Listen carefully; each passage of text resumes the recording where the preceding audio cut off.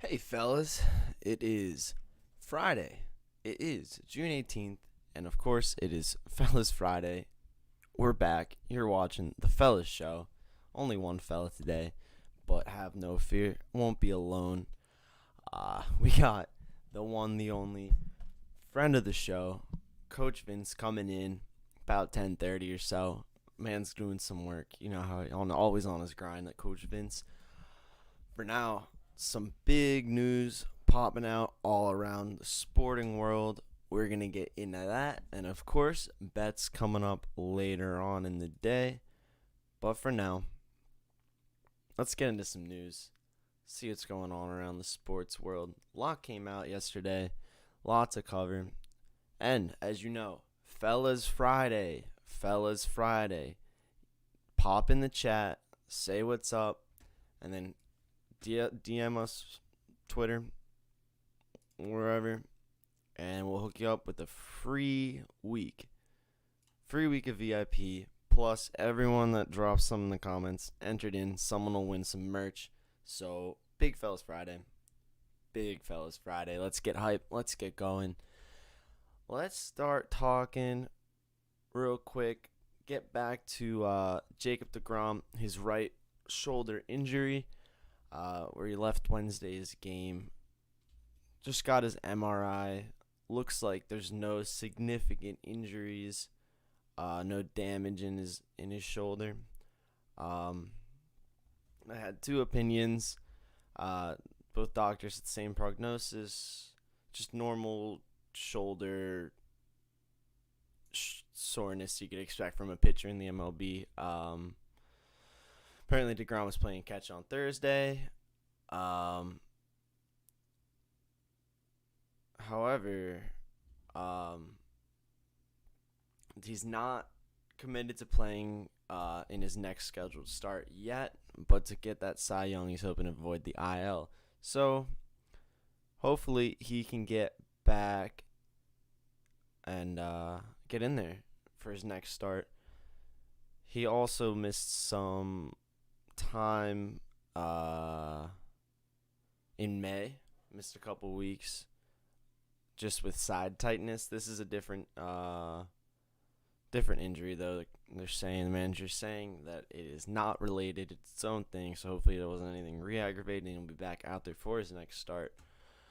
More in the MLB. We've been talking about this. We've been talking about incredibly bad away teams this year, with the Rockies for one reason, and now the Arizona Diamondbacks for another reason are breaking records in badness on the road.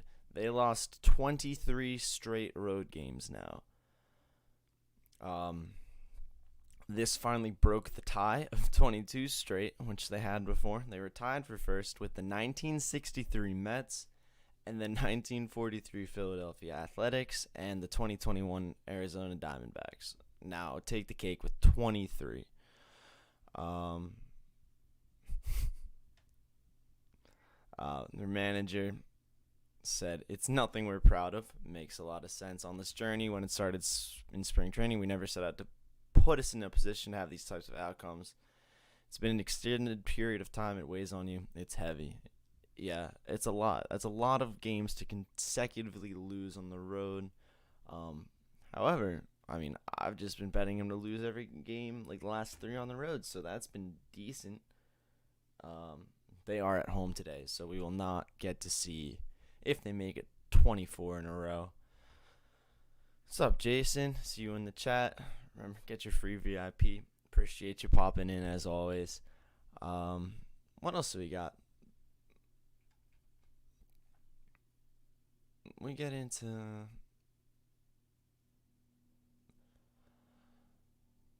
Alright, let's get into this. This is some classic NCAA under investigation, all sorts of recruiting things. And it is happening at Arizona this time. Apparently, they've been recruiting during the dead period from March 2020 to June 1st. Apparently, their football program hosted high school prospects during this dead period that was implemented as part of COVID regulations. They didn't want people visiting, I guess, from March until June 1st, a couple weeks ago. Um, the university has confirmed that they're under investigation. They have not, from themselves, specified what these allegations are. Um,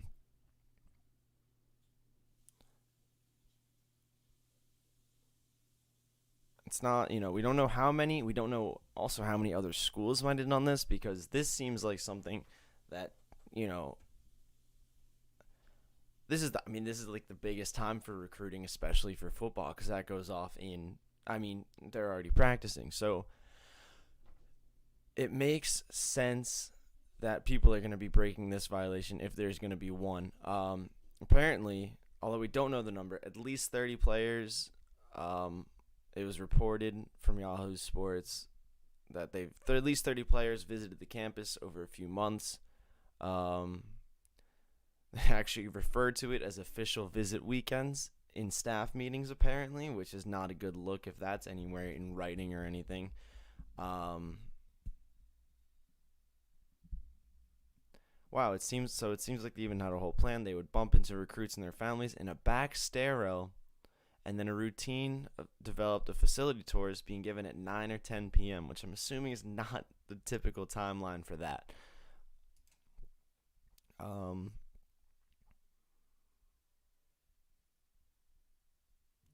one weekend, apparently, also reported there were so many high school kids visiting that had to be a 12-person van driving around the campus to tour the recruits around.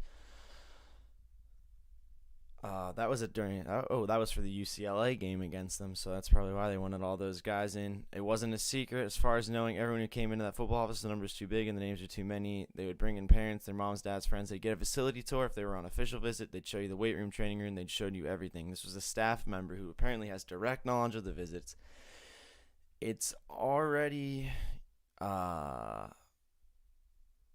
it's already going to be so hard to recruit people and get into this next season coming off of last year's, off season and recruiting process. And Arizona didn't have a great time with a couple positive tests themselves. The main thing is they seemed to be just outright not even trying to hide it. Apparently everyone's just like, yeah, it's the official visits, but they're not even allowed to have them. So it's not a great look for Arizona whatsoever. I also don't think that this is going to be the only college program we hear this about. I don't think they're the only ones having visits, or they might be the only ones who get caught, though. Maybe they really were just the least proactive about trying to hide it. But yeah, so Arizona could be in some hot water. Investigation is undergoing. We don't know exactly what's going to happen as far as a punishment. But yeah, that's a big deal. All right, here's what's going to happen. Coach Vince, he's early today. So I'm going to pop to a break for like 2 minutes, pop back in with the man. We can bounce this news off at him. Here's some insight from the one and only, the friend of the show, Coach Vince. We'll be right back in a couple minutes. You're not going to want to miss this. Be right back, fellas.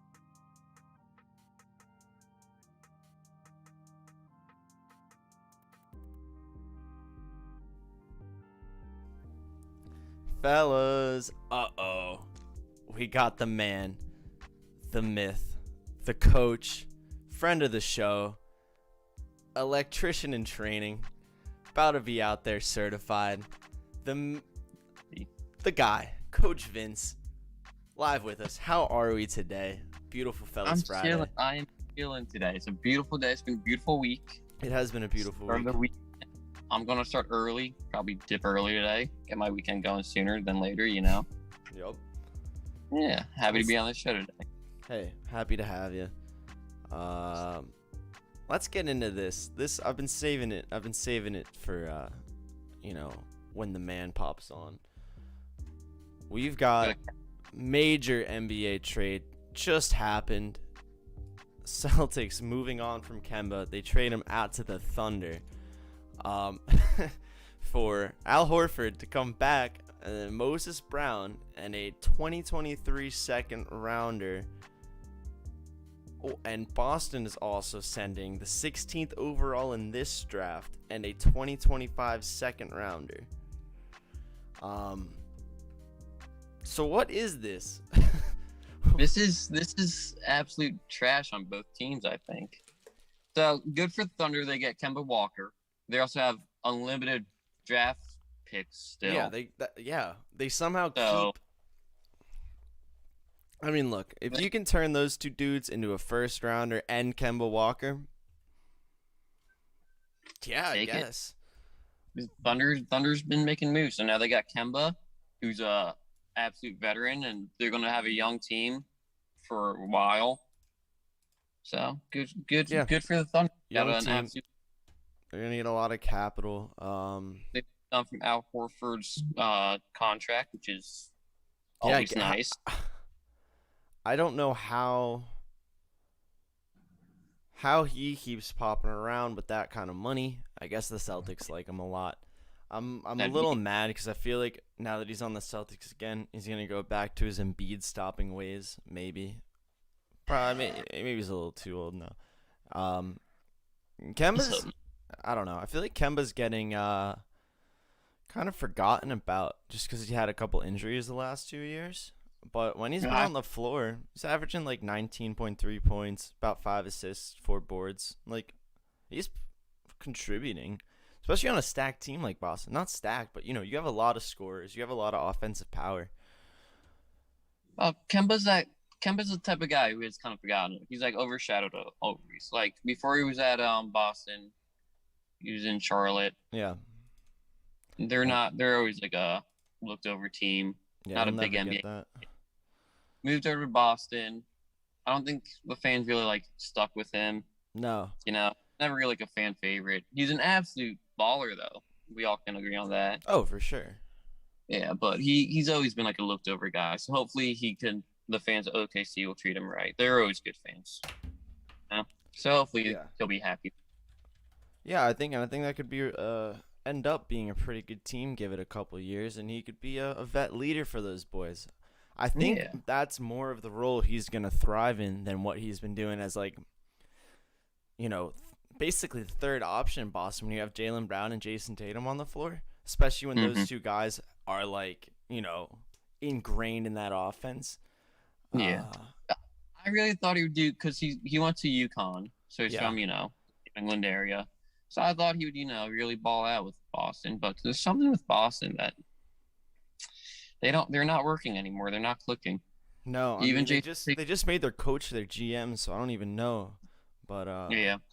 And then, do we know if this was his first move as GM, or is it still Ings? Oh, that's a good question. Because if this is Brad Stevens' first move, I'll be like, ooh. That's a really good. I didn't even. Is this a Brad Stevens? This could either be a going away gift, like maybe Danny Ings was like, all right, screw this team. This is what I'm gonna do. Final days. Or this could be Brad Stevens like accidentally hit a trade button. We don't know. Yeah, I don't know. He's in the office and the red button. Yeah, the big red button. Nice and shiny red button.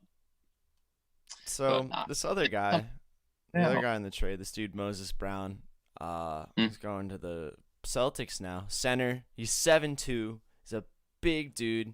He's only 21. Out of UCLA. This is his second year in the league.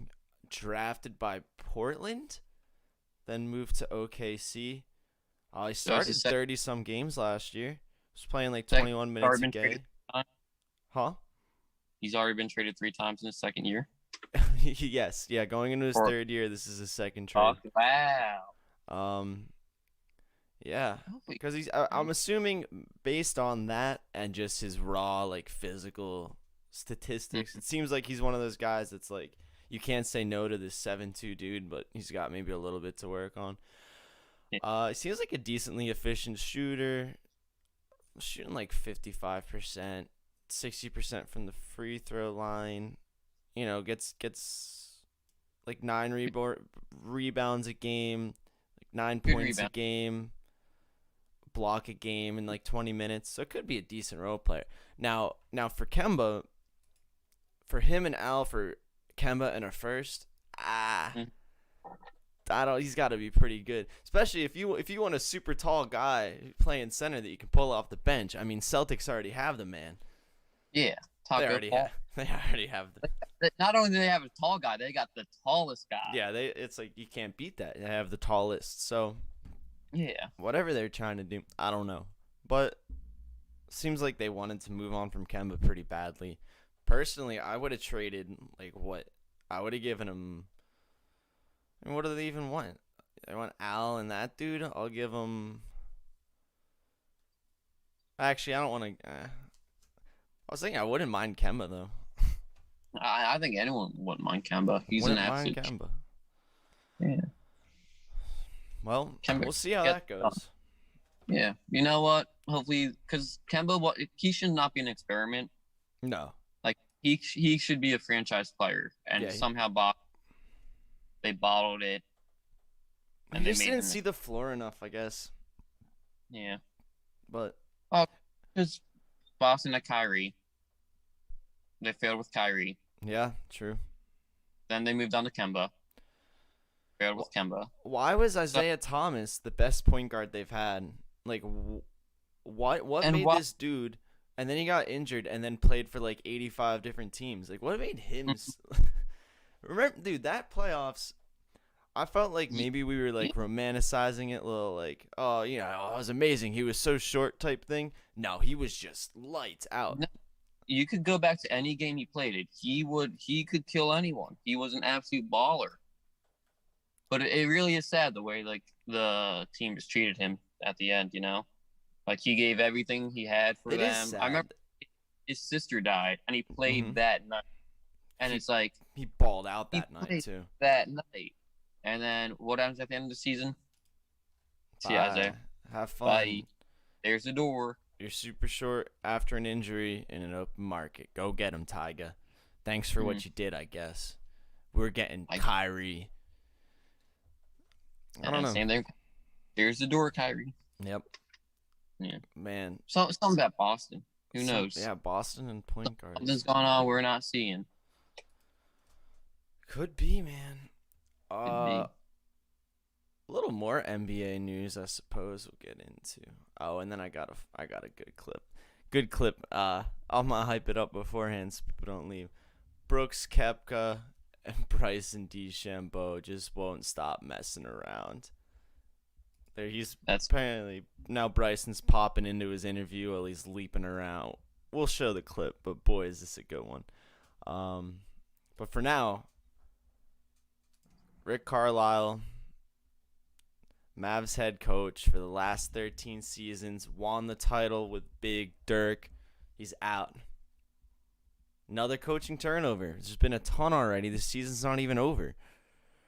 But that's going to be big for Luka. That's going to be they're huge for Really Luka. good at that max contract this summer. Mm-hmm. I kind of hope he stays with the Dallas Mavericks, but Carlisle out. That might do something. Apparently, it's weird because in everything I've read, it seems like first it's like, oh, a lot of tension between Rick and Luka, a lot of whatever. But then the same point, like Luca also says like I've known Rick since I was like a kid. Like he drafted me here. He picked me. Uh, he's the only coach he's had, and he's like, it's gonna be weird. It's gonna be different. It's gonna be he. His immediate comments didn't seem overtly happy, which I guess you wouldn't come out and be like, yeah, thank God that dude's gone. But still, I don't know if that's gonna be good or bad for that team's like chemistry moving forward. Because the Mavericks, they're always big on, their tall, white European NBA players, Right. Porzingis, Well, he's gonna be out. uh, so Yeah. maybe that's Mark Cuban, maybe that's Carl. It seemed like Carlisle did have a big role, particularly in getting Luca to the team. So I'd imagine he's probably just got his hand over there, seeing like these young prospects. He seemed to be like ahead of the game on it because remember, Luca, what did he go? He went behind. Let's real quick. He played for Real Madrid. Yeah, that's right. And I remember now we're kind of starting to understand it. That okay, maybe these dudes across international leagues playing professional basketball, even if it's not NBA level basketball, like professional basketball against men, still is like can put you on a really fast track for the NBA, even more so than playing NCAA ball. Same with what we're seeing with the G League, the what's that? The Ignite team. Hear about that stuff? They're getting some big time prospects on there. So, because basketball is not as physical as it was. Right. So I think now if you can dribble, if you have good ball skills, good vision, and you can shoot the ball, yeah, you can get. Yeah, NBA is not the same as what it was. So different things, different ideas. Why not go European baller? I don't know, man. And I think we saw it with LaMelo this year. Man, that is true. He looked pretty solid. He looked better than Lonzo coming out of a college, and he's coming out of where was it? I think Australia. No, it wasn't Australia. It was like Lithuania. Yeah, I think so. Someplace. And just so you know, like for what we're talking about here, DeAndre Ayton and Marvin Bagley went before Luka because I don't think there's any reason you'd pick either of those dudes except you're like, well, who's this European kid? And then Dallas trades up to 3 to snag Luka, basically trading Trey for Luka. Which actually they probably ended up being the 2 best picks in this draft anyway. But both of them have the biggest question marks around them. Also true. But I mean, the rest of these dudes are kind of bums. SGA is good. Michael Porter Jr.'s been pretty good, but yeah. As far as those top 10 picks, you got DeAndre Ayton, Bagley, and then Luka, then Jaren Jackson Jr., then Trey, then Mo Bamba, then Wendell Carter, Colin Sexton, Kevin Knox, Mikal Bridges. All decent. Like a lot of those guys have been decent players, but man, Trey and Luka just immediately popped off like I'm the star. I'm the man.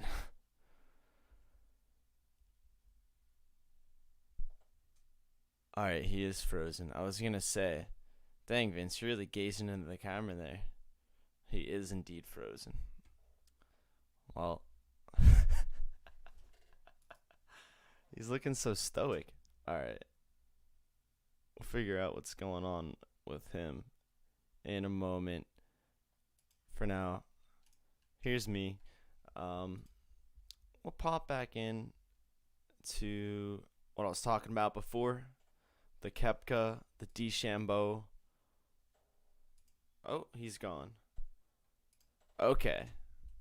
Anyway, the Koepka, the DeChambeau, all of that. I want to get that clip up. So, if you haven't heard, if you haven't been on top of this strange PGA beef, Brooks Koepka and Bryson DeChambeau have one of the funniest, most, in my opinion, most ridiculous beefs going on right now. Started with I don't know. There's a series of things. At one point, DeChambeau. Well, the main thing I think is DeChambeau is so very analytical, takes so long on his shots, and Brooks kind of like, hey, dude, what are you doing? Then there was the whole Sports Illustrated body issue. I think Kepka was in, and then DeChambeau said, oh, bro, why is he even in? He doesn't even have abs, and they were mad. And then we saw in the last tournament they were in with each other. Kepka was getting interviewed, and then Bryson walked by. You couldn't really make out what he said, but it seemed like Kepka just immediately was just. I don't know if you've seen it. We talked about it on the show before, but he just immediately is like. He completely forgets what the question is. He gets so mad, and then the dude, like the reporter guy's like joking, like, "Oh, hey, we'll laugh at that one on the cutting floor, or whatever." And he's like, "I don't care, like I don't care." He was so mad about it. So that's kind of where we're at in that story at the moment. But I'm going to pull this video up because it just gets funnier. It just gets funnier. It seems like, I don't know. We had the meme about how he's in DeChambeau's in his head, living in his head rent free, and this does not help his case. It really does seem like Bryson's just goofing around. All right, here we go with the vid.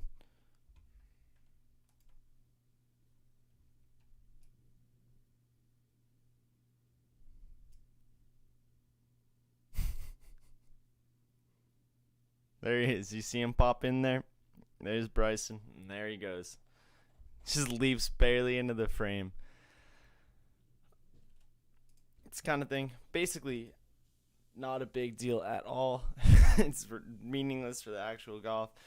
But I feel like now they're going to get to be asked about it, and then there's going to be more comments, and the comments lead to more comments, and, you know, I eat this up, so excited to see where it's going. Because, come on, who doesn't love a good golf beef, am I right? No. I did want, Coach Vince was going to talk some Premier Lacrosse League. Was going to talk some Premier Lacrosse League. But it seems like he's disappeared. So we'll try to get him back in here. Talk some PLL, because I know he had some locks for everyone. I know he had some locks he was ready to just drop. Unfortunately, he does have to be there to do so. So we'll get him back on. But for now, let's talk a little bit NFLPA. Just dropped the new COVID-19. The man, he's in the waiting room. All right, I'd like to hear his insight on this as well. So this is good. Admit. Transition. There he is. My phone overheated. Woo! Because they're spitting that fire. I gotta be honest, it was pretty funny. You froze, but man, you were looking handsome. I was gonna say you were just like gazing into this camera, and I was like, first I just thought you were looking at me that I said something offensive, and I was like, Vince, you all right? But here we are. We're good. Coach Vince is back. Coach, happy to be back. Like he never left. I was just gonna get into what Cole Beasley. You hear about the new NFLPA COVID protocols updated for the vaccine or like now? I have not actually, but I know players are not happy. Players are not happy. First of all, let me just say, the NFLPA has been like, hey guys, don't go to OTAs. But this is okay. I don't know. I'll get into what it actually is. Basically, if you're vaccinated now, you're allowed, and on an NFL team, for those people, for that specific group of people, you're allowed to basically do whatever you. All right, here's the actual thing. If you're fully vaccinated, you don't need daily testing, no masks for the facility or travel, no physical distancing. No quarantine after high risk exposure to COVID. No travel restrictions. No capacity limits in weight room. If everyone inside is fully vaccinated, can eat in cafeteria with other vaccinated individuals. No restrictions on any kind of social media or marketing opportunities. Can use the steam room, and they can interact with families and friends who are also vaccinated during travel. If you are not fully vaccinated, you have to get tested every day, wear a mask, be social distance, quarantine after exposure, travel restrictions, player limit in the weight room, physically distance in meal room, grab and go from the meal room, can't eat in the cafeteria with the boys, no marketing or sponsoring activities whatsoever, no steam room. Are you kidding me? And you Wow. can't leave the hotel to go to restaurants, even like for team dinners, and you can't interact with friends or family during travel. So, first of all, this Yeah. is pretty backwards compared to the stance they took before. Because I don't know if you heard, remember like the Broncos player who Hmm. didn't want to go to OTAs because the NFLPA said don't go to OTAs, it's not safe. Didn't go to OTAs, got hurt, even following coach recommendations, got cut, missed out on his salary, and now he's suing.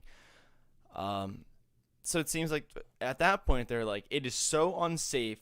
You guys can't even go in there, even if it's in your contracts, even if it affects your actual health or chance of making your salary for this year or anything like that. First, they're like, it is too dangerous.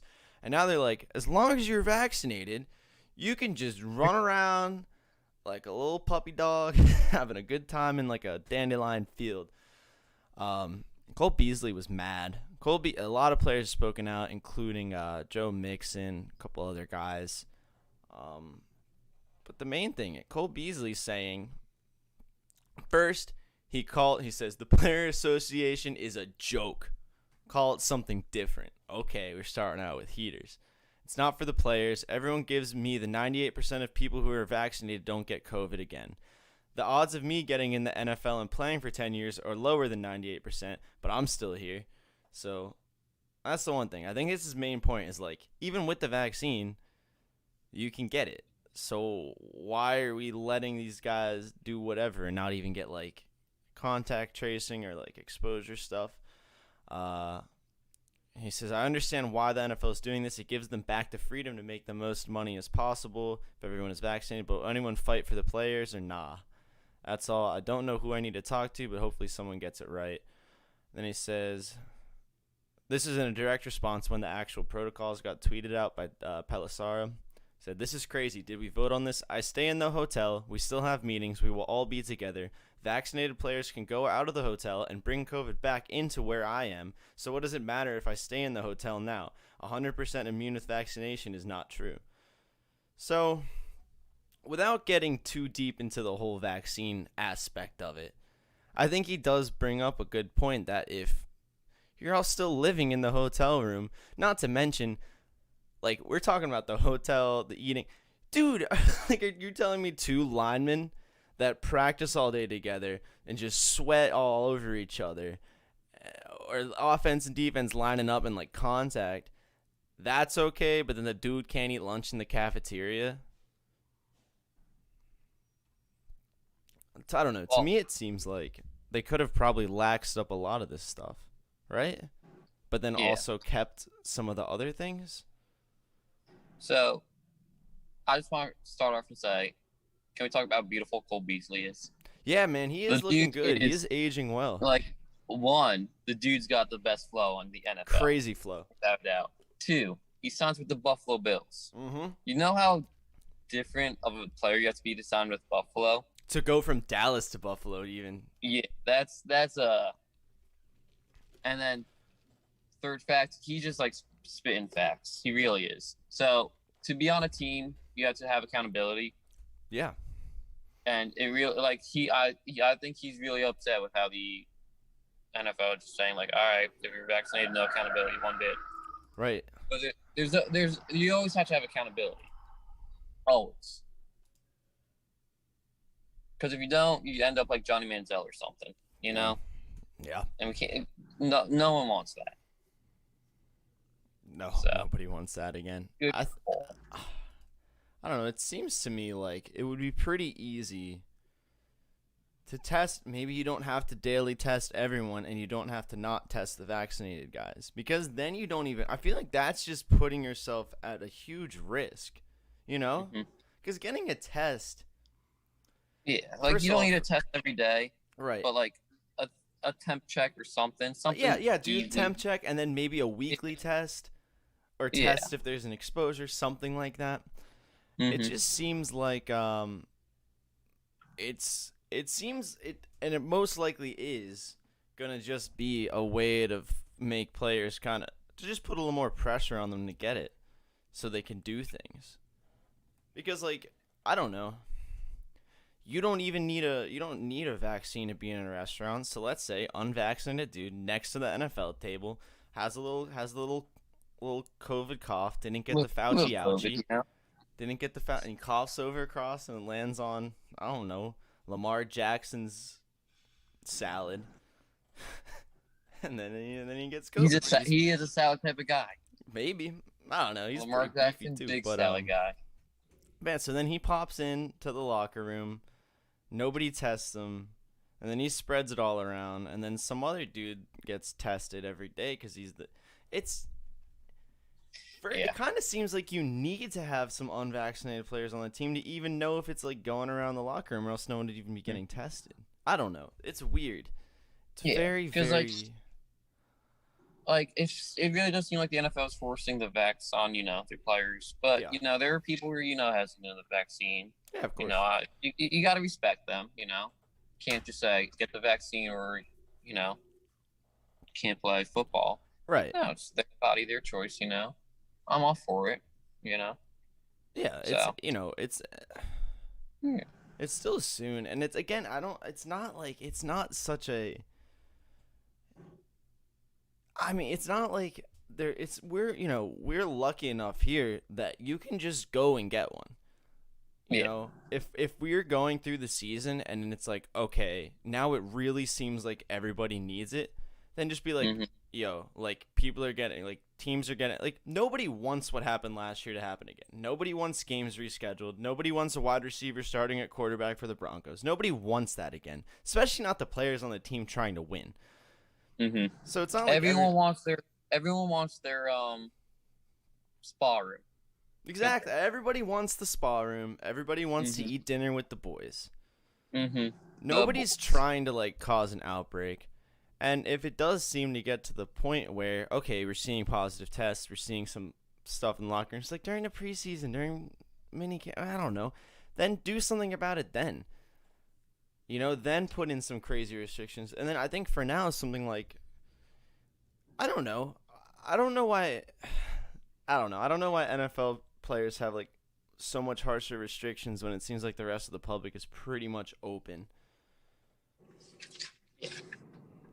Yeah. And is that going to be the same for like the ball boy? Like, is he going to have to be vaccinated, or else he has to quarantine all the time? Also, I think the worst one was probably you don't even need to quarantine at all after exposure to it. Because I thought that's what happened to Chris Paul. Because I had heard, now I don't think he's actually come out and said whether or not he's vaccinated, but a teammate said he was vaccinated, and he tested positive still, and now he's in an indefinite protocol that'll probably be 10 to 14 days. So if the NBA is doing that in the playoffs with Chris Paul, the MVP himself, yeah, the problem. If you really wanted to find like most value, like if you're like this player brought the most value to it, might be him. But regardless, man, like I don't know. I don't think they're doing it for no reason. And I know that I don't know. I don't know actually. I don't know. I was gonna say I know, but I don't. No idea. No one knows. It's not good though. I don't think this is a good move by the NFLP at all. I think they've been in some hot water. The problem with anything like that is you need the full support of the players to even make it work, and I think this and what happened earlier in OTAs, they lost them. They completely lost them. They lost their, like the NFL Players Union lost their players. 100%. That's their job. Yeah, it's the Players Association, yet the players are not associated. Ooh.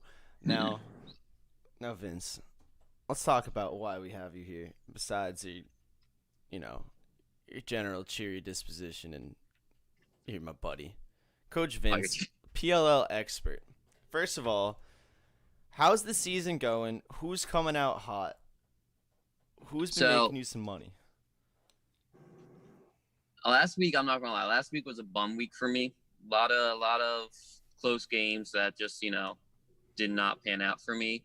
But I'm still up. Mm-hmm. But learned a lot last week. And you Right. know what? This week we're heading to the Mecca of lacrosse itself, Oh, baby. Baltimore, Maryland, at Homewood Field, where John Hopkins, the most prestigious lacrosse team ever, they're playing at their field. Okay. A lot of guys who play in the PLL play lacrosse at Hopkins or against Hopkins, right? Okay. So this is like the Mecca of lacrosse itself. Baltimore, Maryland. They take lacrosse serious. Yeah, big week for us. So last week, I think the Archer Lacrosse Club really proved themselves as the best team as of right now. Their offense is different. Like, I had questions about their defense in the beginning of the season. Now, who cares about their defense? Their offense is just outstanding. They are shooting lights out. They got anyone, even their bench players, can just come on the field and just ball. And that's impressive. And not only do they ball, they hustle too. They make outstanding hustle plays. So right now, I think Archers are like the top club. So I have them winning against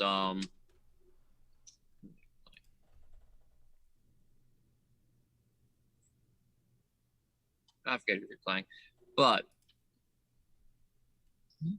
I'll get up the because I want to see the lines for all this too. I forget who they're playing now. Shoot. All right, I'll come back to that though. But for this week, the Whip Snakes are playing twice, tonight and on Sunday. I got the Whip Snakes for both of them. So they're playing tonight against Chrome. Oh no, they're playing Atlas tonight and they're playing Chrome on Sunday. I think they could take both those games. So Whip Snakes, I got both. My Redwoods, we got embarrassed last week by the Atlas Lacrosse Club. I think we're going to come back better this week because last week we outshot them. Our shots just didn't fall. So I think this week we're going to come back hungry, determined, and get a win. So I got Redwoods over Chaos. Okay. And then on Sunday, Cannons Lacrosse Club plays Atlas. I think they're going to get that win too. So I got Cannons, Archers. I think they're playing Water Dogs. I got Archers, Redwoods, and Whip Snakes twice. So those are my bets this week. I already put money down. Hopefully. Where do you bet on PLL? DraftKings. They have it on there. Yeah. DraftKings actually sponsored the PLL season. Oh, really? Okay, so they're trying to make it. Hey, boys, if you don't think we should be betting on PLL, DraftKings is like, come get some. This is real sport. This is money to be made. Money. All Sean day. Kinney, what's up in the chat? Happy Friday. Let us know. Hit us in the DMs. You get your free week. Don't you even worry about it. I'm trying to get the odds up because I want to see this. Table tennis. Dang, it's hidden though. I know I have a parlay this week with the Whip Snakes twice and then Cannons. Okay. So Whip Snakes, Cannons, Whip Snakes. That's my little parlay that I put money down, I know for sure. And I did some single game bets.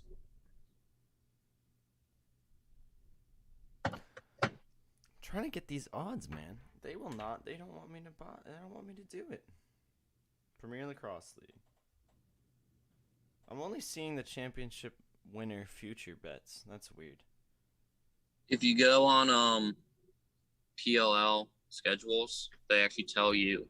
Oh, you get the odds now? There's DraftKings too, so they always have like a little DraftKings I see. odd. Okay. And fan vote too, so the fans vote for who think they're gonna win. Most of the time, I agree with the fans because I'm a fan myself. But yeah, they do a cool job with like their predictions and everything on the website. It Okay. was kind of fun because the fans voted that Atlas was going to lose to the Cannons. Like Cannons were supposed to win like 93%. Like that's the fan vote. They Hmm. put that on Instagram and said, "Well, would you look at that?" So Atlas might come out a little different this week, but who knows? They got their first win last week against my Redwoods, but I don't think they should have won that game. But who knows? Who knows?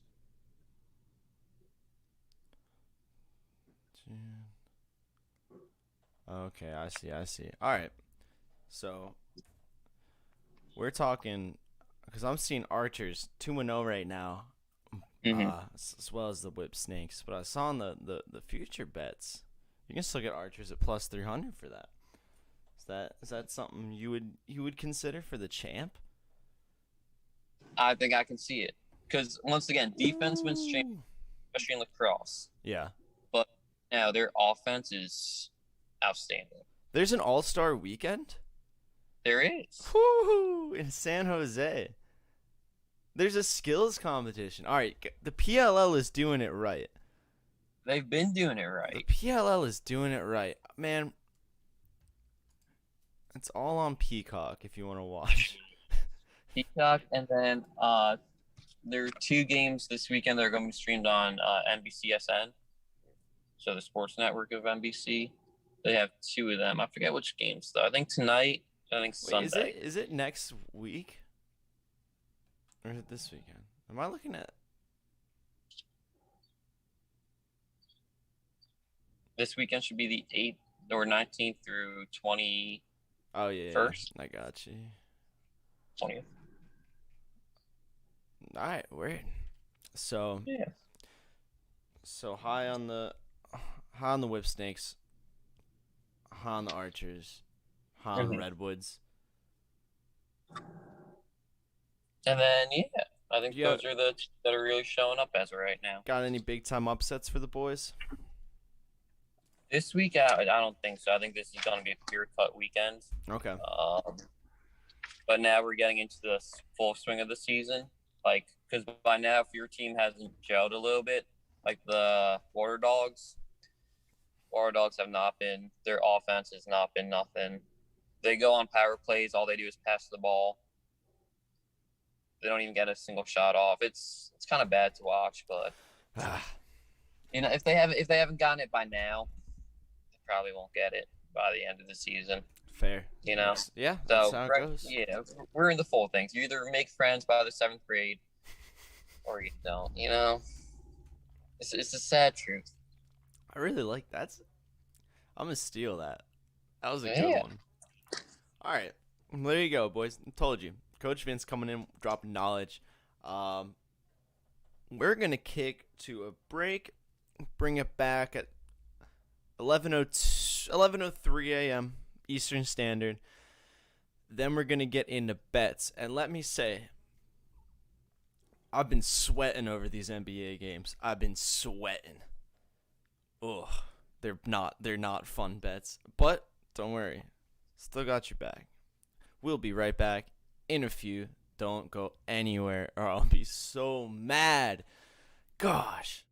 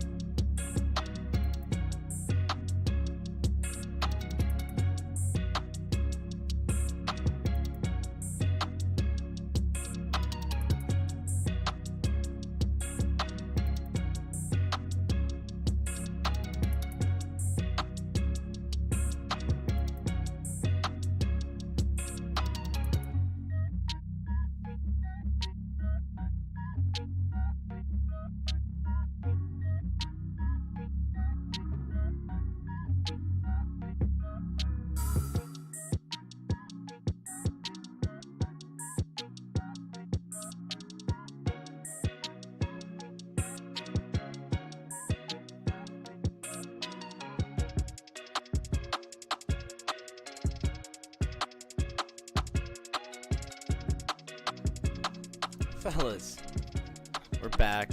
I'm a minute late, I know. But, it's alright. We're still gonna get into the sports betting picks. Poor old Coach Vince's phone is getting too hot. It just might have exploded in his hand. Hopefully not. He might be popping back in. For now, just your boy. Let's get into some picks for the day. Where's my DraftKings window? Let's go. Get the picks up.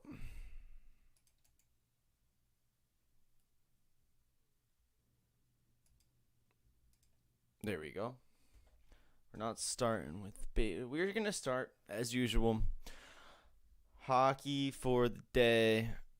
This is getting down to it. We know how it's going now. Golden Knights, Canadians. Here's the thing.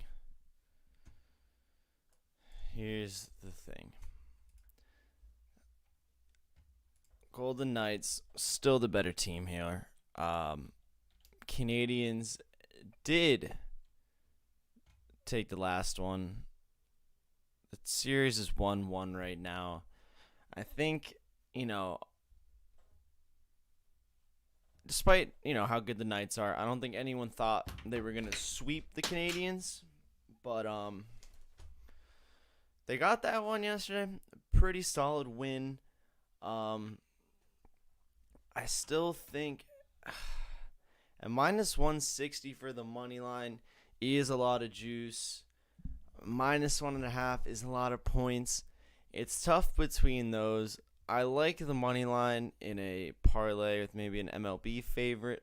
But I don't know. I feel like I dropped my pen. Hey, I'm back. I feel like if the Golden Knights do win this game, it'll be in a convincing fashion. That just seems to be how their wins have gone. They won the first game against the Canadians for the 4-1. Even against the Avalanche, their wins were 6-3, 5-1, and then one of them was 3-2. And their losses are big too. In my opinion, if you want the Golden Knights here, or if you think they win here, because I think they win here, I think that money line's a little too much juice, and with the way the Golden Knights win their games, I would be taking minus 1.5 at plus 170. The odds are just a little too. I want it to not. It's too tempting. Not official. The money line, I think I would lock. Just those odds are too juiced, so I'm leaning that minus 1.5 for the Golden Knights. What's up, Cameron? What's up, Rugby? How we doing on this Fellas Friday? Beautiful day. Remember, hit us up on the Twitter. Forget your free week. Enter to win some merch, too. Let's go. So that's our NHL. Definitely leaning Golden Knights. Might even want the minus 1.5. Let's get into basketball. This basketball is... I'm just going to say it. These two series, I don't know what to do. I mean, all right. Biased for this one. But I think my bias might just be to make me hate the Sixers more. Three's not a lot in either way. The Hawks have been winning convincingly. We're back in Atlanta. It's a tough game. It's a really, really tough one here to pick on. Where are you going, you picks? Get back here. All right. It's I feel like even if the Sixers win this one, I don't know if it'll be by 3, even with huge, convincing, almost unblowable leads. They've not only managed to let it get close, then they lose. So I think even with a huge lead, I don't know if I trust them to win by any amount. However, at the end of the day, they're still the Sixers. They still have the talent on that roster to, they should be able to beat the Hawks, right? That's what it would make sense. So maybe more so than any kind of team in this game, I'm definitely looking at that the over-under there. It is pretty high. Especially this series hasn't been crazy high scoring. The last one was 215 total. One before that was 203. And then we had obviously that big one, Game 3, Philly wins. Was 238, but then 220. So they've only gone over 221.5 once in this series. The under's at minus 109 right now. I'm thinking that might be the best play on this game because these two teams are so confusing. Not even the Hawks are just a pest, and the Sixers can't finish out a game for their lives. And those are just not. Keep me out of that. Give me the under 221.5 for the Sixers Hawks. And then another one that is just so the Kawhi-less Clippers at home against the Jazz. I dropped my pen again.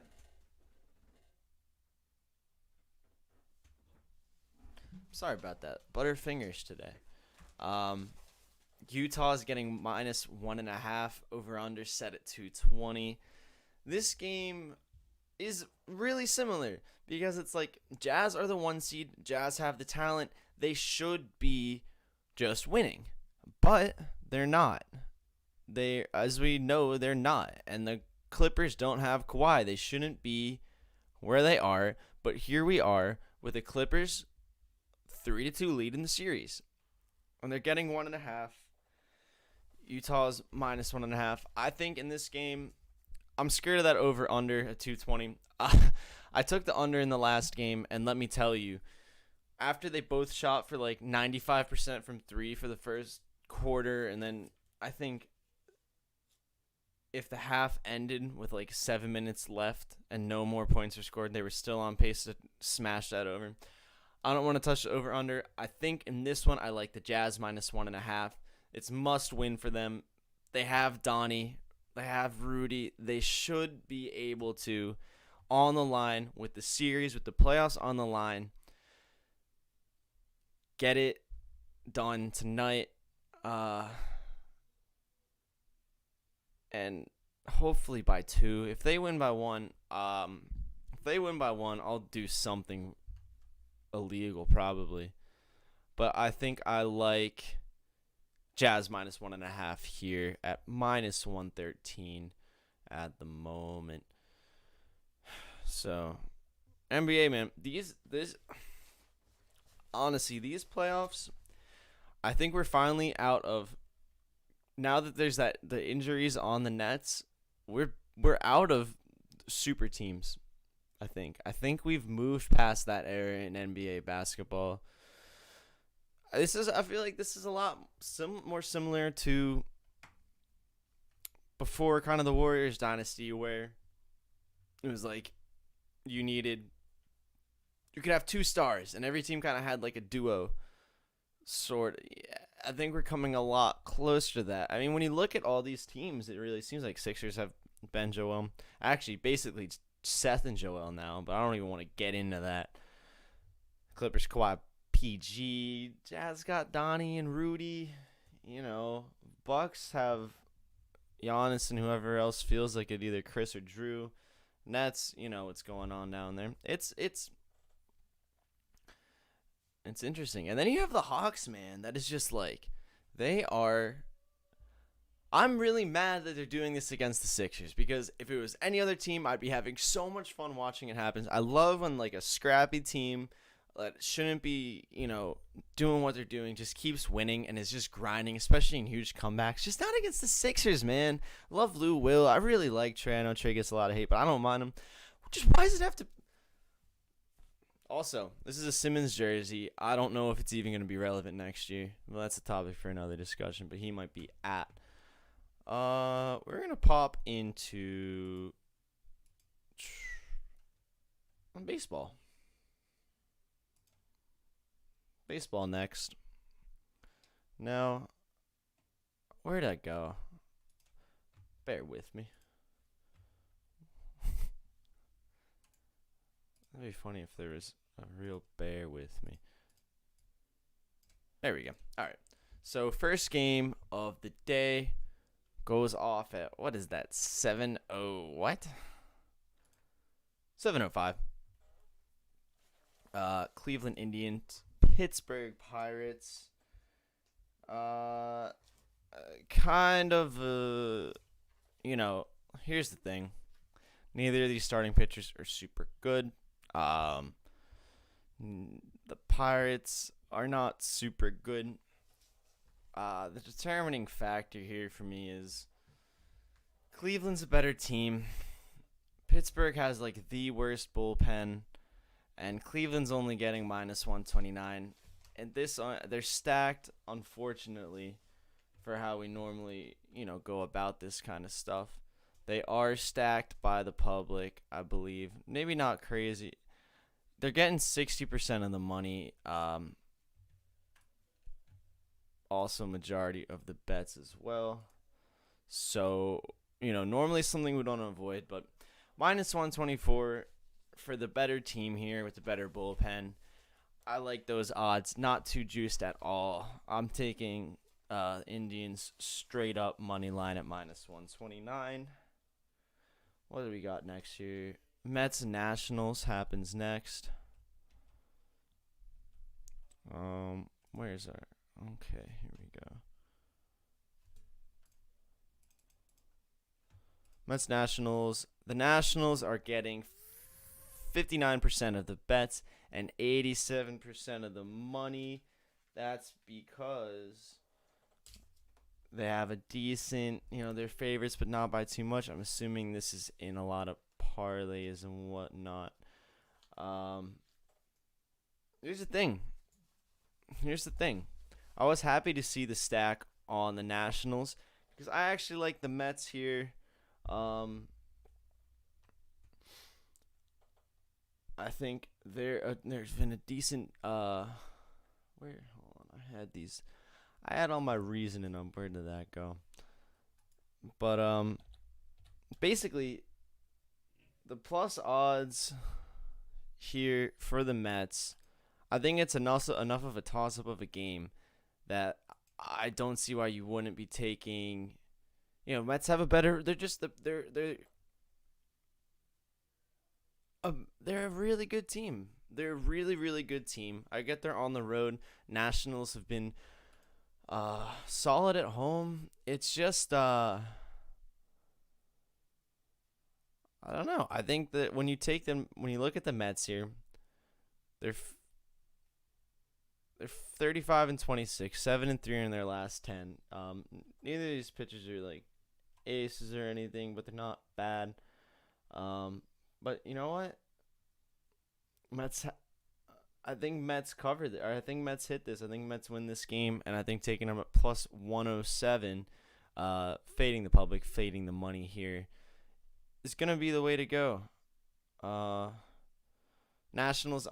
Nationals aren't particularly good at home, just above 500. Yeah, taking the Mets here, money line plus 107.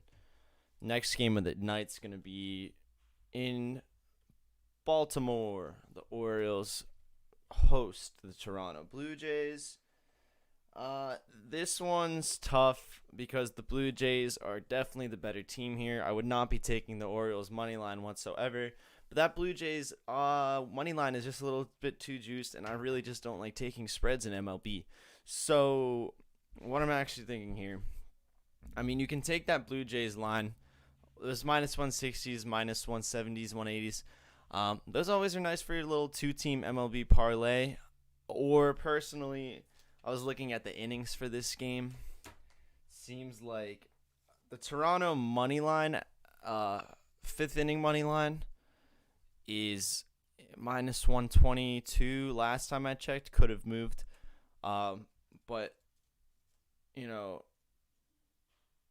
their starting pitcher, Robbie Ray, pretty decent, 3.5 ERA, I believe. So, decent pitcher. He's going to be in for 5. The Orioles are not good. I think he wins. As far as what happens after he goes out, I don't know. But that's why we're taking first 5 here, and the odds are nice at minus 120. I really like the Blue Jays first 5 money line in this game. What else we got? All right, up next, Oakland A's, New York Yankees. This is not. I feel like this is just a call I had to make. Yankees at home are always going to get some juice. But the A's have been playing good baseball here. The A's have been playing real good baseball. 8-2 in the last 10, 43-27 overall, and of course 18-9 on the road, which is, I mean, pretty dang good compared to the Yankees. We're only 17-16 at home, 5-5 in the last 10. The A's are cruising. And you can get them at plus 123. Man, whatever. Sometimes, like, man, you could probably get into some real advanced stuff about why I'm wrong. But at the end of the day, I'm seeing the better team here at plus 120. I think that might be one of my favorite plays for today. What do we got next? Okay, Cardinals Braves is the next game up. What's that? Goes off at 7:20 p.m. These were all 7:05 games. This is the first 7:20. We're looking at Braves Cardinals. These guys played yesterday in this series. I took the under yesterday. Yesterday, the under was set almost exactly. It was exactly the same, actually, when we were on the show. It was under 9.5 at plus 100, and they scored 6. I remember I was looking at all the numbers, all the stats, and I was like, why on earth is this under? Like, sometimes, yes, they blow up, and I can see why it'd be set at 9.5, but I don't see why the under's, I can see why it's set at 9.5, but that under, the odds there, minus 121. They're great. It's good odds. They hit it yesterday. They've been hitting it all season. I think that's a great place to take the under. But I might wait on that line. Yesterday, there was a huge change. Yesterday, the under started at plus 100, and then as it got hammered on, I believe it ended up at minus maybe 115, and I think even the line moved a bit. Now you can see it's reflecting it the opposite way. Over's getting the plus odds. So might be worth waiting on that one. See if it comes back, because right now, I want to see what the public's doing on this as well for the total for this game. Okay, well, they're stacking the under. I was going to say the under, but seeing all this stacked, and those odds did go up since the last time I looked, might wait on this one. Possibly take the under if that line moves a bit. If it goes to like in the minus one teens, I like that a lot more than at minus 121. But I do like that pick in general. Just a little much for the juice. As far as the actual game outcome, the actual money line, it's pretty split as far as money and bets. Braves are the favorite, getting minus 148. Cardinals, the dog in this situation, plus 125. It's a toss-up. I mean, the Braves definitely stand a better shot, but they're not doing great. They're only 4-6 in their last 10.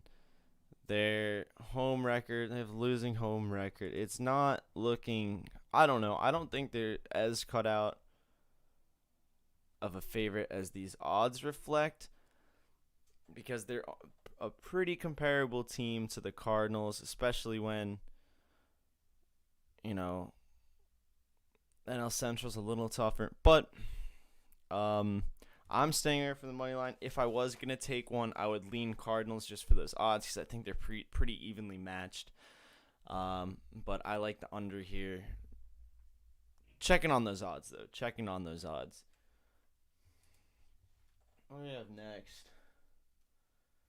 Twins Rangers. So Rangers getting they're the underdog here, getting plus 143 on the money line. Twins the favorite in Texas today at minus 165. Let's get these numbers up real quick. So Twins, the Twins on the road.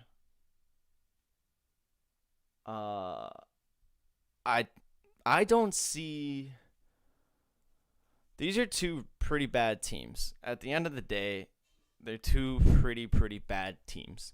Um, so you're not even betting on who's gonna win. You're just gonna be betting on who's gonna be the least bad. And I think based on just the odds here, initially off the bat, I like the Rangers money line. That's plus 143 is pretty solid when you're not against anyone crazy here. It's just the Twins, and you never know what the Twins are gonna do. They tend to lose to bad teams, and maybe they'll take out some good teams. Trying to see where the money's at here. Everyone's stacked on the Twins, which makes me like 75% of the bets, 77% of the money currently on the Twins. It kind of makes me want to take the Rangers here. I'm a little bit... Oh, there was just a change. Oh, yeah, so it just went up even more, 77 in both now. So, I like that. I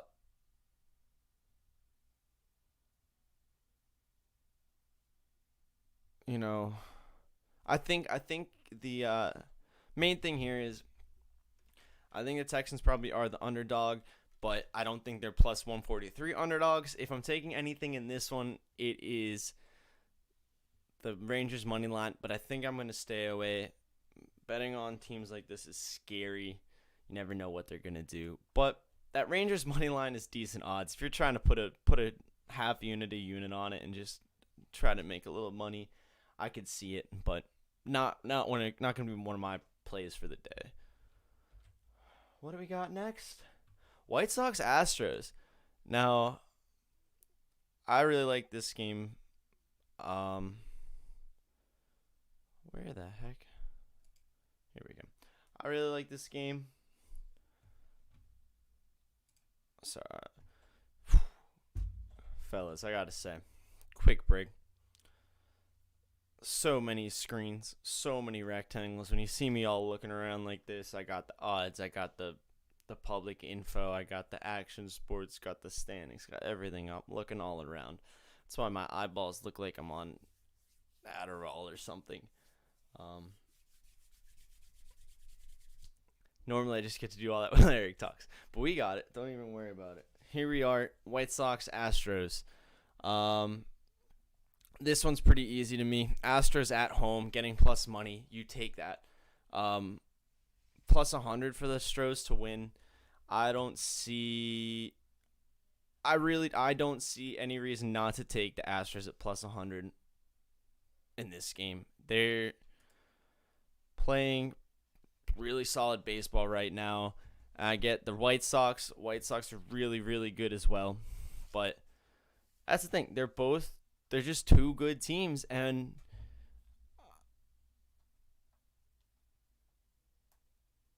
oh wait, hold on. Now we know one thing about the White Sox, and I can't believe I forgot to check.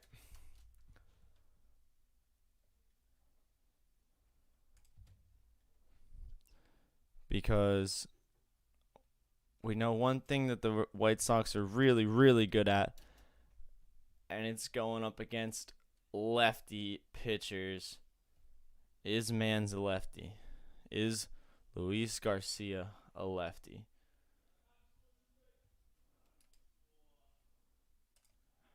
Can you tell me? Throws righty. Yeah, take the Stros plus 100. Whew. I thought I made a mistake there. Yeah, Stros plus 100 in that one. Next game. Now, I only have one thought. When I see the Rockies at home with these odds, you got to understand that the Rockies home and away splits are historically different. They're two completely different teams. When you see the Rockies record, when you look at what they're up to, you're like, oh, okay, 29-41. These guys kind of stink. But you have to understand that 27 of their 41 losses came on the road, and only 5 of they're 5-27 on the road, and they're 24-14 at home. 24 wins at home puts them tied for first in the NL. Like, that is that puts them with the Cubs as like the most wins at home right now. So every time I see the Rockies getting underdogged at home, it's because they're so bad on the road that it throws off everything. But I think, and obviously the Brewers are a great team. They're even a great team on the road. But the thing is, plus 170, plus 170 for a 24-14 team at home. Because you can't take minus 200 on the Brewers money line, and I'd be too scared to take the minus 1.5. And even at minus 130s, those odds aren't great. I think if you want, this is my big time long shot underdog play of the day. Not even long shot, just underdog, just the big odds. Plus 170 for that Rockies money line is looking tempting right now, and I'm taking it. Every Rockies home game I've seen, I've been taking it because they keep getting dogged on account of how bad they are on the road. But somehow, for being historically bad on the road, they've been historically good at home. Again, we've looked into how bad they are on the road. It's actually insane. Any other team that's been, first of all, they're still like 10% for their road win rate lower than the next best team. But every other one, first of all, was all in the 50s and 40s, and every single team was equally bad at home. There is no team that was this bad on the road ever that's been this good at home. So when weird things are happening, you just gotta roll with them. Rockies money line plus 170, dog of the day. What else do we have here? Tigers, Angels next.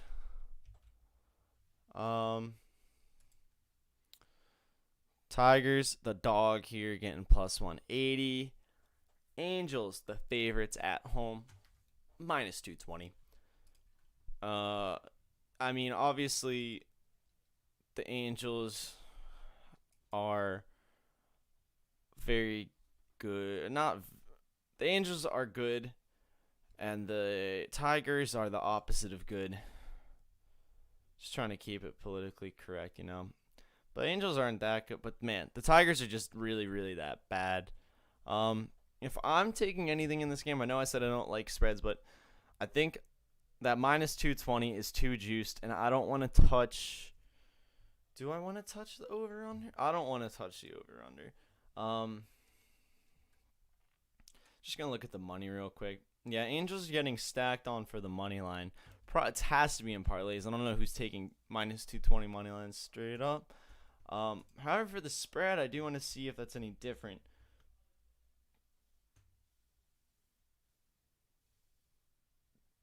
Angels, there you are. Yeah, Angels are still getting 87% of bets on the spread. What about if there's a good lean in the total, that might be better than either of these. But for now, I wouldn't touch the money line. If I'm taking anything right now, Angels minus 1.5, and then I do want to see how this. Okay, now this is interesting. Tigers are getting 65% of bets. Oh, I'm sorry, not the The over is getting 65% of the bets. The under's getting 75% of the money. When you see something like that, you follow the money, man. I'm thinking when the public and the money are that different, I think I might like under 9 in this more than Angels minus 1.5. Though I don't hate Angels minus 1.5, but I hate the money line. So I think the Angels, Detroit, under 9. And at minus 109, love those odds. I like the under in that one. Probably not the money line. Maybe the spread, but I don't know. Next, Dodgers, D-backs, going at it. D-backs are home today, so you can't follow that trend, but it doesn't make them any better of a team. Because dang, you have to be bad to lose that many games in a row. On the road, you have to be historically bad, which is what we're seeing, of course. Dodgers D-backs. Dodgers are getting absolutely stacked on this money line, and it's pretty easy to see why. Even at minus 200, I don't think anyone's betting on the Diamondbacks. They're getting 84% of bets, 91% of money. Yeah, they're bad, man. See, this is more like this is a regular bad away team. They're 9-31 away, and they're also 11-19 at home. That's just a regular bad team. The Rockies are the weirdest bad team I've ever seen, which is why I keep betting on them. But yeah, I don't think they stand much of a shot here. I don't even think they stand a shot at covering. I think the Dodgers minus 1.5 is my play here. Trevor Bauer starting as well. Actually, I'm going to take a quick look. I did not look at innings for this game, but when you have someone like Trevor Bauer in, sometimes the first 3 or first 5, if the odds are right, could be the best bet. Let me see here. I've been really liking the first 3s. Getting lucky on some first no run or yes run first innings. Getting lucky on a couple of those, but I've been feeling good about these first 3s. Taking a first 5 today. That will be an official play for the fellas. There you go. Now let's get back down to this game lines, baseball. You never know, man. You never know what these inning odds can turn into. Yeah, okay. Here we go.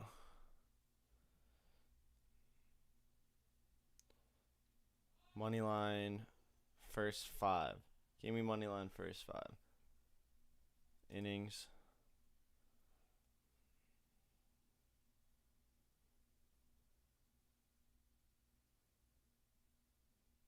All right. So that does reflect. It's at minus 200. Does reflect that. In that case, I like the Dodgers minus 1.5 and minus 121.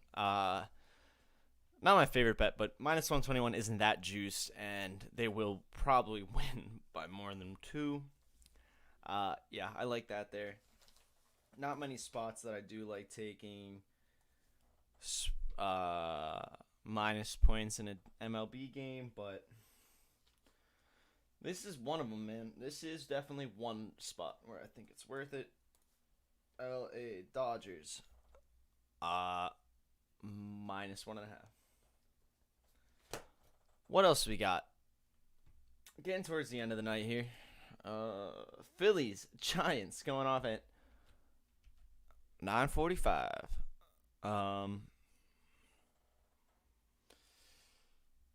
Giants the favorites here, obviously at home. Real good team right now. One of the best teams to bet on over this season if you've been following. Phillies, though, are on a little. They're doing some work here. They're just not. It's something about Philly sports, but they just do not play on the road. Although I suppose the Sixers don't play anywhere. Can you tell I'm mad about the Sixers? Anyway, so I wouldn't be taking the Phillies as a dog on the road here. They're just. This happened last time I was by myself. My Zoom meeting got ended because I was all alone. Well, I'll talk to myself. Well, hold on. So, what was I saying? Oh, Phillies are 21-12 at home. Hey, there I am in a little square. Hold on, let's make that a big square. Let's go. Phillies are 21-12 at home. However, they're 12-21 on the road. Just a split image of themselves. I don't like them on the road here, especially against a team like the Giants, who are 22-9 at home. Even with the little hot streak the Phillies have got themselves on, I don't see them here. And I think Giants minus 130, not enough juice to shy me away. I like San Francisco money line in this one at minus 134. Let me just make sure they're not getting too stacked on. I'll even take a little stack. Oh, they do like them here.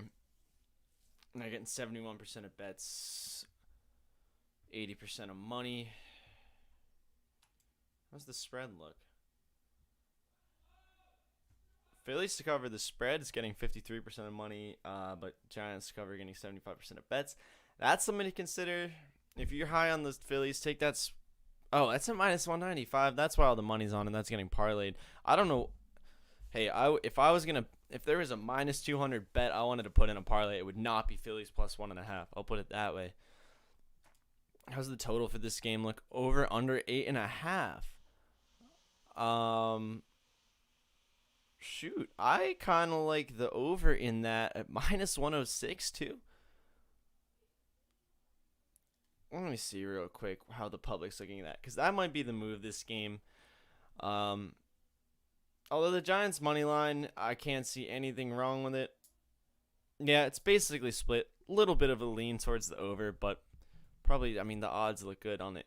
I think in this game, I do like the Giants money line at minus 130. If you're looking for a little less juice in this game, the over 8.5 at minus 106. Solid pick. If you don't want all the, if you don't want to go with all the public and all the money on that money line, I know that can get a little dicey. What does that leave us with? A couple more games here. Reds, Padres, up next, 10-10. Now, let's real quick.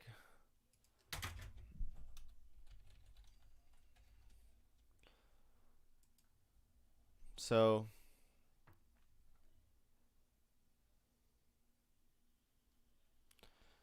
this dude, starting pitcher for the Padres, Chris Paddock. They're at home. Reds coming to the Padres. Big underdogs, plus 180. Padres are minus 220. The main thing here is that money line you can't take straight up at all. So you're either looking at the spread, which the minus 1.5 at plus 102 is not too bad. This is he's a rookie pitcher as well on the Reds. 1.93 ERA though. What's that? How many games is that in though? One game. All right. That makes me okay. Hold on. I'm not gonna take the Reds money line, but if this dude is like, okay, his first start went well. Let's put it that way. So maybe a first three could be the move. Maybe a first three could be the move here. Let me look at the odds real quick because, they might reflect that this kid could have some potential, might not be great. And if they're not great, I like the Padres minus 1.5. But money line first three, there it is. That's the pick. Cincinnati money line in the first three at plus 155. I have faith in this dude, Tony Santillan. It's probably it's Tony Santillan. I bet is how you actually say it. Had one real good game.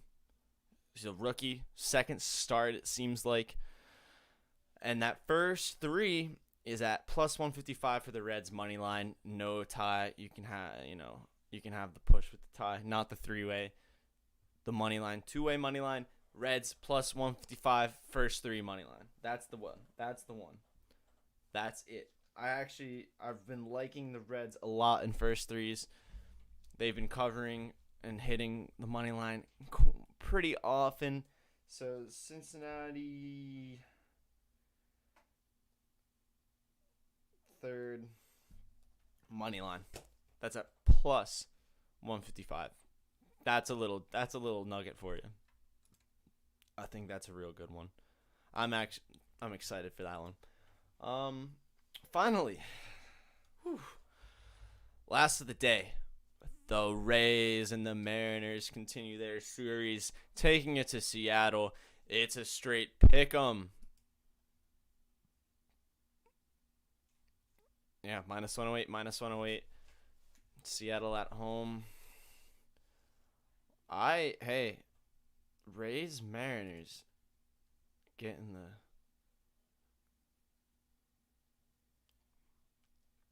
I don't know.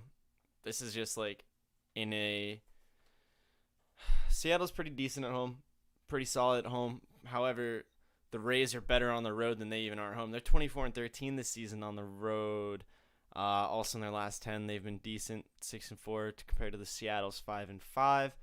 Just want to take a look at these pitchers, make sure there's nothing weird, because if nothing's totally off about this, you take that Rays money line. Oh yeah, you take that Rays money line. Uh, let's see.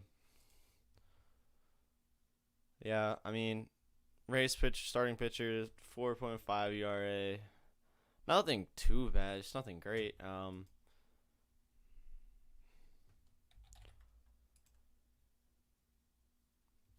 Kikuchi started for the Mariners is like a 3.67 ERA. I'm assuming this is why they're getting even outs. The difference is in the starting pitchers. However, as we know, you can't base it all on the starting pitchers. If you want to base it on those starting pitchers, go first 3, go first 5. But if you're taking a money line, you got to think about that bullpen.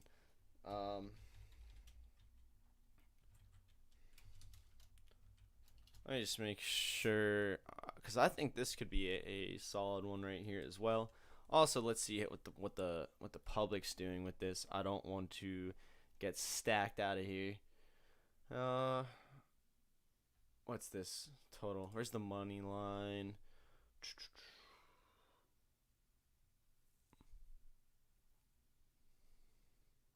All right, Rays are getting kind of stacked. 67% of bets, about 80 something percent of money. So, a little bit of a stack. But then again, it reflects these odds. Like, if they were getting stacked at like minus 130, I'd be a little more concerned. But at just pick them at minus 108, I can see why the public would be stacking them. It seems like they should have that. Tampa Bay Rays also have one of the top bullpens in the league as far as ERA, averaging a 3.2 ERA for the bullpen. Mariners are a lot further down the list. Yeah, I'd say probably a little different in the starting pitchers. That's why these odds are like this. Take the Rays money line minus 108. I don't think you'll get the Rays at a better odds than that. TB money line. Bam. And that's MLB. We did it. We made it. If you ever thought it wasn't gonna end, it did. Here we are. And it's because we're all so excited for the fella's favorite sport. Now let me say, yesterday sucked for WNBA. Don't blame it on me. No, just kidding. Fella one had those picks in. I'm not putting it on him, but just saying. Let's see what I'm. We only got one game. We can't get too excited. Mercury Sparks. Here's the thing.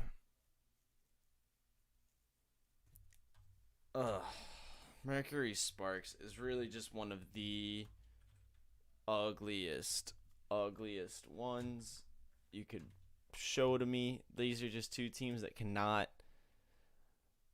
Mercury's been on this crazy losing streak, but they should be a better team than the Sparks. -4 is a lot, though. Not a lot, but I don't even know if they win it, so I don't know if I want to take -4. That's the thing. Game lines. Let me just see this on here.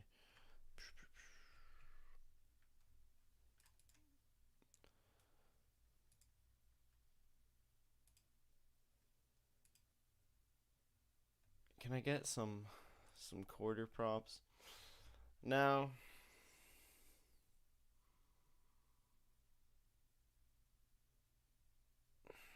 Maybe this is a time to do some second quarter.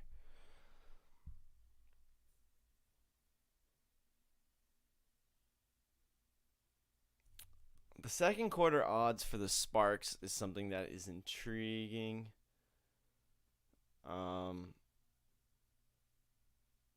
They're all +1, -1.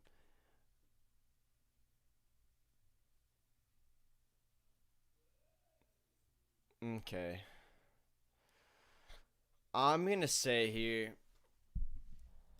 it's a yeah, this is a tough one. They're two teams that just have no consistency whether it's good or bad. It's like once you get out of top 3 teams in WNBA are clear, Storm, Aces, Sun. Bottom of the league is clear. It just you got the rest. The teams in the middle are just always doing something weird. Yesterday just proved it. Mercury and Sparks played on Wednesday.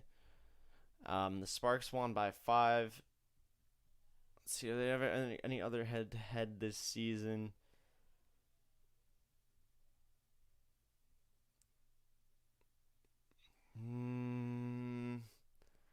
I think that's going to be the only time they played. Mercury Sparks.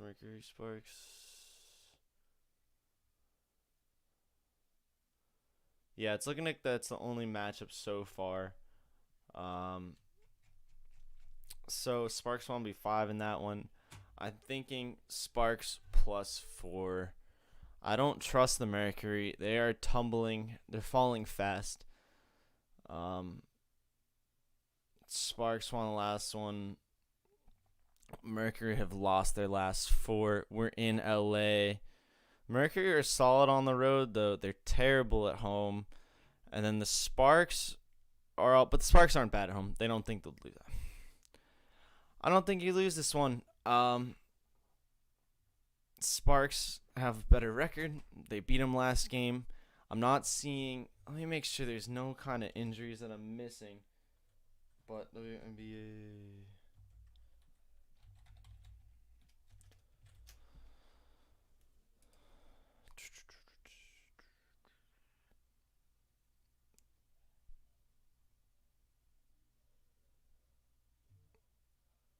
Okay.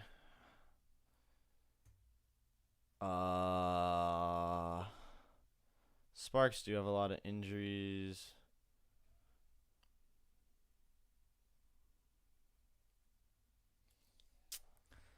Man, this is one of the tougher ones. I'm gonna say I'm gonna stick with Sparks +4. I don't even know if that'll be official. This is a pretty tough one, but I'm gonna say that for now. The official pick, I'm gonna have to do more research into the quarter by quarter because I think that's gonna be where the money is in this game.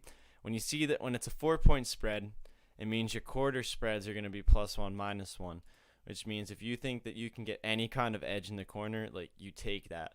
So right now for the actual just the total game, I'm leaning Sparks +4.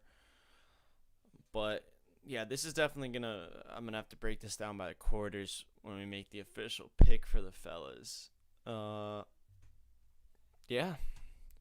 I think that's the sports picks for the day. Let me just run through what I've been thinking.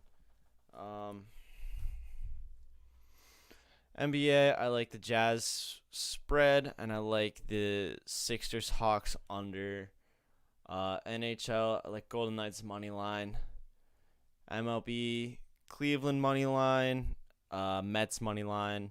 Toronto 5th inning money line. Oakland money on. Cardinals, Braves under 9.5 depending on the odds. Houston money line. Colorado money line.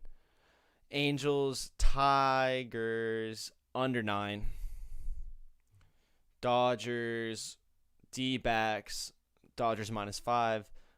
Giants money line. Reds money line. 3rd inning money line. Sorry, and then Tampa Bay money line. Leans for the day, not official yet. Some of those MLB ones I'm really liking. I've been feeling good in MLB. The NBA games today are tough. I don't know what you do about, man. I mean, I actually both of the picks I ended up with on there, I'm cool with. It's It's just tough when you have 2-3-2 series, especially when the favorite is the one down 3-2, because it's really hard to read that. Do you read it as, you know, they're the better team, talented roster. They're not going to let this one slip. They're going to bring it to at least game 7 so they have a chance to win it? Or do you say, whoever the underdog is way better than we thought. They have their number, and they win this one and send them home in 6, and they get a little rest maybe, depending on how the other one goes. It's weird that it's kind of split image for both of these teams, East and West. Sixers, Hawks, Clippers, Jazz. If you ever told me right now it would be Clippers up 3-2 on the Jazz and the Hawks up 3-2 on the Sixers, I would not have bought it. Actually, while we're here, we won't be around. No fellas show Saturday and Sunday. Got to take the weekends off. We don't take it off on the Twitter. Don't take it off on the picks. We still roll them out, but no show. So we can take a look at on Saturday. Get over here, Brooklyn Nets, Milwaukee Bucks. Saturday the spread's 1. Jeez, I've been getting absolutely demolished by these Nets. I can't seem to ever bet on them when they decide to win. I seem to really bet on them. I had a parlay last night. Nothing crazy.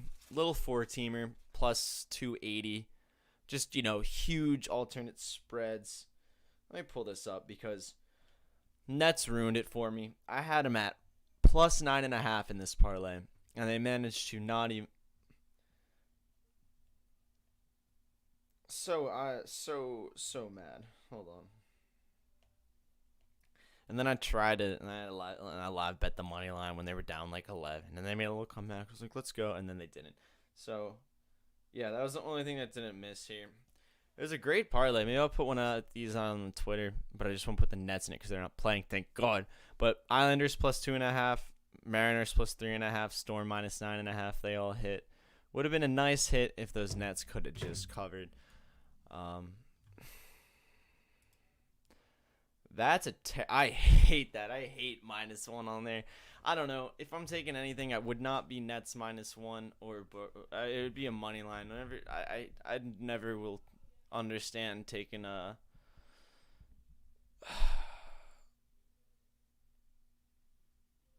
I mean, worst case is it can end in a 1-point game and it ends in a push and you get your money back. Like, I don't know if I'm ever taking a +1 or -1 bet. I think I just like the Nets money line there. I think I like the over though. Over for sure. 215 is pretty low. I bet that'll go up by game time. Is there any public numbers on it yet? Because I have no idea what people are thinking for this. Just quit moving. All right. What are people thinking here for some NBA basketball? Yeah, that's not out yet. So, we'll get the official calls today. I'm liking the over off the bat. I'm liking Nets money line off the bat, but a lot less than I like the over. I hate how much I'm liking the Nets money line because of how many times I've lost on the Nets money line. It's every time they lose. I've bet on them. I don't think I've hit it once when they've won. It's very unfortunate. Kinda stinks. What else we got? We'll talk the NHL for Saturday as well. Lightning Islanders. I think at this point,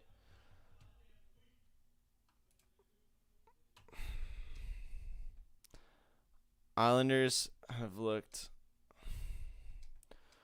really, really good. They've been impressing everyone. We all know there's a bit of a Cinderella story happening in Long Island. The thing is, while they're looking really, really good and they're looking like they can beat everyone, the Lightning are just looking like the Lightning of last year. They're looking like potential champions here. So it's -132 for the Lightning. That's not even that bad. Tampa's got a 2-1 lead in the series. First game went to New York in a 2-1 win. Second game went to Tampa Bay 4-2 win. And yesterday, Lightning beat the Islanders 2-1. I think the under could be a nice bet here, though. I don't. If I'm gonna lean anything, I'm gonna lean Islanders on that money line because it's gonna be dang close. And whenever it's like that, I'm like, let's go underdog, see if we can get a nice hit. As far as actually trying to make like a under 5 at plus 110 is crazy good. Two of their games have only hit 3, and the only one that went over 5 only hit 6. Unless the Islanders. Now, the Islanders were playing with a lot more offense against the Bruins, but a lot of it was, open goal, a lot of mistakes. And Tampa Bay is not letting in 6. Tampa Bay is not letting in 5, If the Islanders win, I don't see them scoring more than 3, which means that the Lightning have to score less than 2, which puts them at 5. That's my simple math for the day. So I like the under 5, especially at plus odds. Anything else significant the weekend? Maybe look at all right. Here's a quick look at WNBA for the weekend. Oh, no, can't even see it. Well, we can at least talk about what games are on, because I wish I could see the odds already, but we can look at the games and assume what people are gonna be thinking about them. Let me put it back on here. Boop. All right. Tomorrow, 3 games: Sun Sky, Fever Mystics, Lynx Wings. Probably take the Sun against the Sky, whatever they give us. Probably gonna take. I'm never taking the Fever. I don't care what anyone says. I don't care how good the line is. I don't care how much sense it makes. Never taking the Fever. And Lynx Wings will be a tough one. That one you're gonna have to see the odds for. It's a shame they don't come out earlier, because these are actually some way more fun games to bet on than Mercury Sparks. That one stinks. But yeah, I don't know. Let's see. As long as nothing else is breaking right now, probably the end of the show to the day. Shout out to the boys in the chat. As always, thanks for popping in. Remember to hit us in the DMs on Twitter or Instagram, wherever you're popping off, wherever you're feeling good. Let us know. Let us help you. Let us give you some free picks. You get a free week, and I'm gonna pull a random name. Gets a free shirt, which is pretty dope. The new merch line's looking slick. That's on heyfellas.co. Same with the VIP packages. The WNBA daily package, $5. Weekly for the full VIPs, less than $1 a day. I mean, you gotta love it for the whole month. Try it for a week, doesn't even recur. Get it recurring for a month. Just stay on that. Whatever you want to do. And now, anything big time.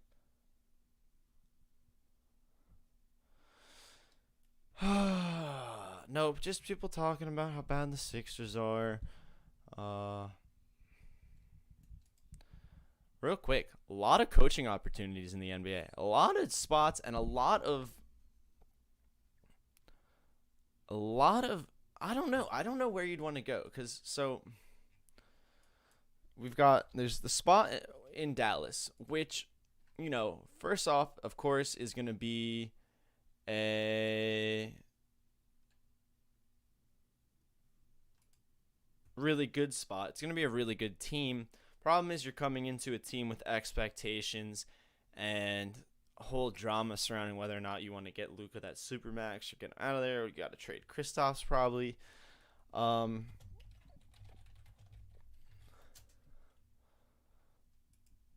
let's see. Wow, the Pelicans. Pelicans is a similar thing. You could be getting in really good with a dude on the team already, Zion. But does he just want out immediately? Are you even going to be able to put enough people around him that he's not going to want out next year? Tough thing. High expectations and a worse roster than the Mavs. Probably similar expectations, though. And the Wizards, man, I don't know who's going there. I don't know.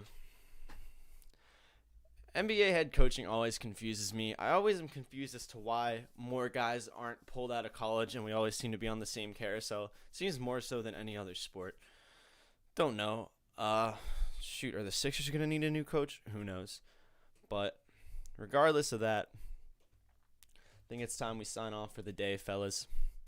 I'll hook everyone up with the free VIP who got it in a moment. For now, play out. Have a great Fellas Friday. Have a beautiful weekend. Thanks for coming out. How do we do it? Oh.